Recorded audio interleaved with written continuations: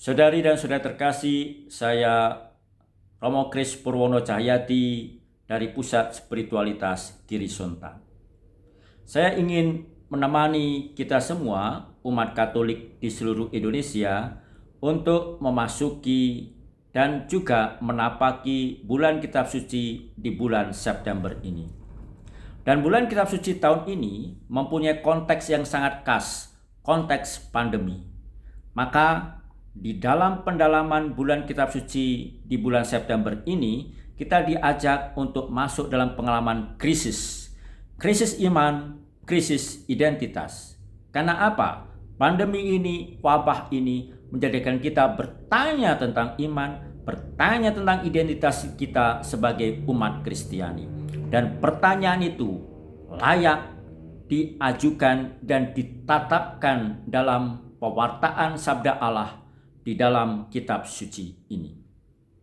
Kita akan mendalaminya dari apa yang ditulis oleh Paus Fransiskus dalam suratnya untuk menetapkan ada Minggu Kitab Suci, surat yang ditulis pada tanggal 30 September 2019 pada peringatan Santo Hieronymus, pelindung kita semua yang mendalami membaca Kitab Suci. Dalam surat Aperuit Ilis itu, Paus memulai dengan ungkapan dari Injil Lukas. Ia membuka pikiran mereka sehingga mereka mengenal Kitab Suci. Kita ingat kisahnya, kisah dua murid Emmaus. Dua murid Emmaus ini pulang kampung, kembali ke rumah karena kecewa, karena marah, karena mengalami krisis, kegalauan, kemarahan, depresi. Karena apa? Karena Yesus Kristus menderita dan wafat di kayu salib. Guru yang diharapkan, guru yang dipuja, mati di kayu salib. Mereka marah dan pulang. Di dalam perjalanan itu mereka berjumpa dengan Tuhan kita Yesus Kristus, namun mereka tidak mengenali bahwa itu Yesus. Dan dalam perjalanan itu Tuhan menceritakan tentang sabda Allah di dalam Kitab Suci, namun dikatakan mata mereka tertutup. Dan setelah mereka mengenali bahwa itu Yesus, dikatakan mata mereka terbuka, pikiran mereka terbuka, sehingga apa? Semakin mengenali, memahami, dan mengerti pewartaan Kitab Suci. Saudara dan saudari, di dalam surat itu, Paus Fransiskus memulai dengan mengajak kita untuk melihat ada kaitan antara pengalaman misteri Tuhan yang bangkit, komunitas umat beriman, dan Kitab Suci. Ada hubungan antar ketiganya. Apa ya dikatakan demikian? Kitab Suci, pewartaan iman, sabda Allah, berangkat dari misteri apa? Misteri Allah yang menyelamatkan kita manusia. Dan misteri Allah yang menyelamatkan kita manusia itu diwartakan, diwahyukan, dan disingkapkan dalam, lewat, dan oleh Kitab Suci. Maka misteri keselamatan itu yang dipahami dalam iman kita berpuncak di dalam misteri penyelamatan yang dilakukan oleh Tuhan kita Yesus Kristus, diimani oleh umat beriman, dan umat beriman yang mengimani kebangkitan dan penyelamatan Allah itu mengenali, memahami, dan juga mengerti dari apa yang diwartakan di dalam Kitab Suci itu. Kitab Suci bila demikian adalah buku, teks, tetapi juga pahan yang menjadikan kita semakin memahami, mengerti, dan mengenal Tuhan. Tidak mengherankanlah kalau Santo Hieronymus mengatakan yang tidak mengenal Kitab Suci tidak mengenal Kristus. Yang tidak membaca Kitab Suci juga tidak akan mengenal dan mengerti Allah yang bertindak menyelamatkan, Allah yang mencintai kita. Sebab apa? Di dalam Kitab Suci kita mengenali his story, kisah tentang Allah yang menyelamatkan, Allah yang bertindak, mencintai, menebus, dan menyelamatkan kita. Dan dengan membacanya, kita semakin mengenali sejarah kita masing-masing, perjalanan kita, histori kita, tetapi juga mengenali bagaimana Allah bertindak, mencintai, dan menyelamatkan kita pribadi masing-masing. Sehingga dengan demikian, dengan membaca kitab suci, kita pun juga akan semakin melihat, menemukan, dan memahami bahwa sejarah kita adalah bagian dari sejarah keselamatan Allah. Tidak mengherankanlah bila demikian, kalau kita diajak lewat pembacaan, pendalaman, dan pengenalan kitab suci, semakin mengenal karya penyelamatan Allah. Bahwa kitab suci menjadikan kita, dikatakan oleh Paus Fransiskus, bagaikan air yang menyegarkan hidup kita. Sehingga kita menimba dari kitab suci supaya hidup kita disegarkan, hidup kita ditumbuhkan, dan hidup kita semakin diperdalam dan disejukkan. Di dalamnya kita mengenal kasih Allah. Kita ingat, setelah bangsa Israel kembali dari pembuangan, mereka berkumpul dan mendengarkan pembacaan kitab suci. Dan dikatakan dalam teks itu, pengalaman itu, mereka meneteskan air mata. Umat Israel menangis. Mengapa menangis?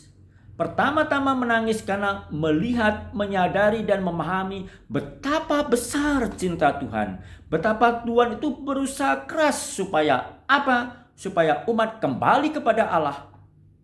Sebab Allah sangat mencintai umatnya. Kesetiaan Tuhan tidak pernah berubah. Maka mereka bersyukur atas cinta, bersyukur atas kesetiaan, bersyukur atas penyelamatan. Namun di sisi lain, mereka juga menangis karena apa? Sadar akan ketidaksetiaan, sadar akan kerapuan, sadar akan kelemahan dan kegagalan.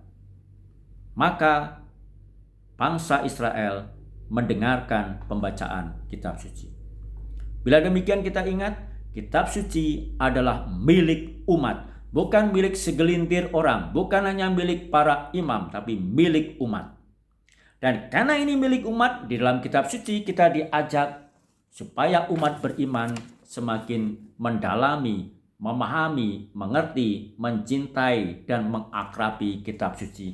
Ini adalah buku umat Allah. Buku milik kita semua. Dan karena buku milik kita semua, kita diajak untuk mendengarkannya. Santo Paulus mengatakan iman muncul dari pendengaran, dan pendengaran akan sabda Allah. Bagaimana mungkin kita tumbuh imannya kalau kita tidak mendengarkan sabda Allah? Bagaimana kita bisa mengenal Tuhan kalau kita tidak pernah mendalami, membaca, mengakrabi, dan mencintai kitab suci? Iman muncul dari pendengaran. Dan ingat, kitab suci itu dikatakan Santo Paulus juga bukan perkataan manusia, maka kita terima sebagai sabda Allah.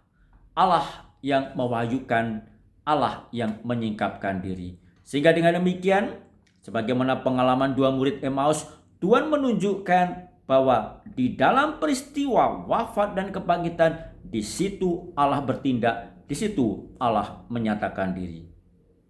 Sehingga di tengah pengalaman krisis kita saat ini karena pandemi ini, kita diajak untuk tetap melihat dan menyadari Allah tidak pernah meninggalkan kita, Allah tidak pernah mengabaikan kita. Dan kitab suci menjadi bahan bagi kita untuk semakin mengenali dan mencintai itu.